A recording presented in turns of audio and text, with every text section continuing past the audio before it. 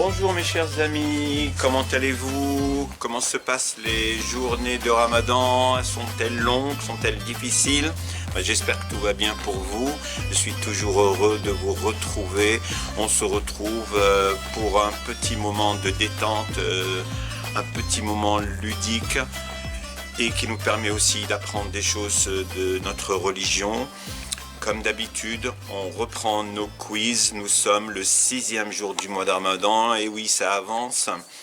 Et comme d'habitude, nous allons faire la correction donc la réponse correcte aux questions du 5e quiz d'hier. Alors, la question sur le Coran d'hier était la suivante.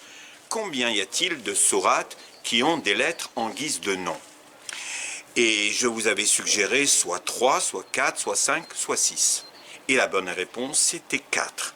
Et les titres, ces sourates, je vais vous les donner tout de suite. Alors il y a la sourate Taha, les deux lettres, Ta et Ha.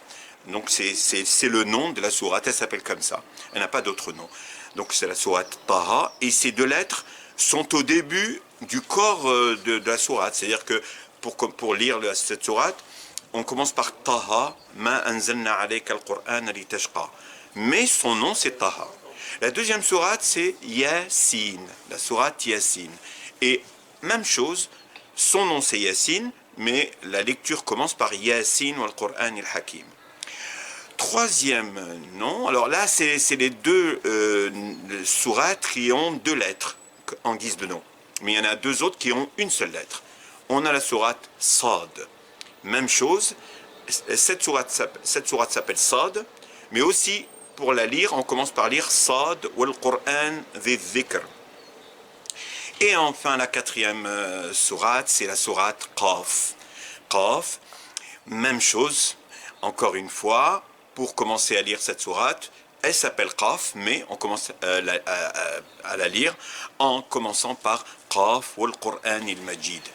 Voici donc la réponse à la question relative au Coran. Passons maintenant à la question relative à la vie du prophète sallallahu alayhi wa sallam. Et la question d'hier était la suivante. Comment s'appelait le père du prophète Mohammed sallallahu alayhi wa sallam? Je vous avais suggéré 4 différents noms. Abd al-Muttalib, Abu Talib, Abdallah ou Abd al-Rahman. Et la bonne réponse était Abdallah. Ok? Mohammed sallallahu alayhi wa sallam s'appelle Mohammed ibn Abdillah, le fils de Abdallah, ibn Abd al-Muttalib, le fils de Abd al-Muttalib. Donc Abd al-Muttalib est le grand-père du prophète sallallahu alayhi wa sallam. Abdallah est son père et Abu Talib est son oncle. Et Abd al-Rahman, c'est juste une création de ma part. Voici les deux questions d'hier, donc leurs réponses, et on va maintenant passer aux questions d'aujourd'hui. Alors, les questions d'aujourd'hui, donc ça sera le 6e quiz, nous sommes le 6e jour du Ramadan, donc ça correspond. On va commencer par la question sur le Coran. Et ma question est la suivante. Après la sourate de la vache, sourate al-Baqarah, quelle est la sourate qui renferme le plus de versets? On sait que la sourate al-Baqarah renferme 286 versets. Ça, tout le monde le sait. Enfin, la majorité des gens le savent. Ceux qui ont l'habitude de lire le Coran savent que sourate al-Baqarah est la sourate la plus longue, celle qui renferme le plus de versets. Et donc, après la sourate de la vache, quelle est la sourate qui renferme le plus de versets? C'est-à-dire que on ne parle pas du volume de la sourate, on parle du nombre de versets. La sourate de la vache, Al-Baqarah, compte 286 versets. Après elle, juste au-dessous d'elle, quelle est la sourate qui renferme le plus grand nombre de versets? À vous de voir, et je vous propose 4 réponses possibles, 4 sourates possibles. Est-ce Ali Imran, est-ce Nisa, est-ce Al-Araf ou est-ce Al-Shu'ara? Les 4 propositions sont Ali Imran, Al-Nisa, Al-Araf et Al-Shu'ara.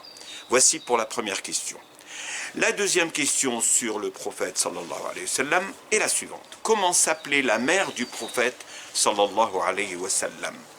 c'est très intéressant, ce genre de questions, parce que ça enrichit notre culture générale religieuse. C'est vrai qu'on n'a pas trop l'occasion de lire des livres sur la culture religieuse. Le Ramadan est une occasion, une super occasion appropriée pour apprendre un peu plus sur notre religion.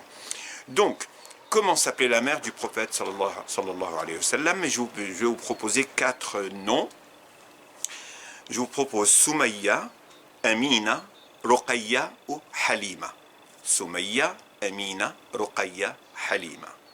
Je vous fais confiance pour faire vos propres recherches et essayer de trouver la bonne réponse en attendant de l'avoir de moi directement, donc demain, puisqu'on se reverra demain, on se reverra tous les jours du mois de Ramadan. J'espère que vous en aurez pas marre, que vous aurez toujours du plaisir à retrouver vos questions et à me retrouver.